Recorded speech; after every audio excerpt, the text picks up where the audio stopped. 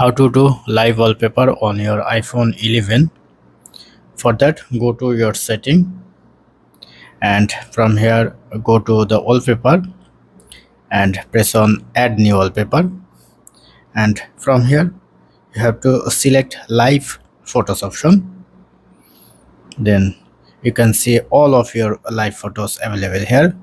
If you want to take new photo as a live wallpaper, then press on camera, then just enable your live option, and if you take photo, then it will be live photos. So go back my profile again, then select your live photos and make sure this button is enabled.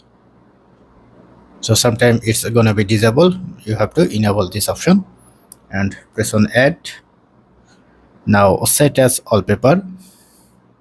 Now done. Let's check.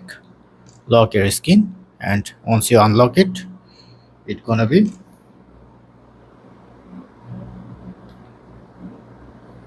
live wallpaper. So that's it. Don't forget to thumbs up and do subscribe. Have a good day.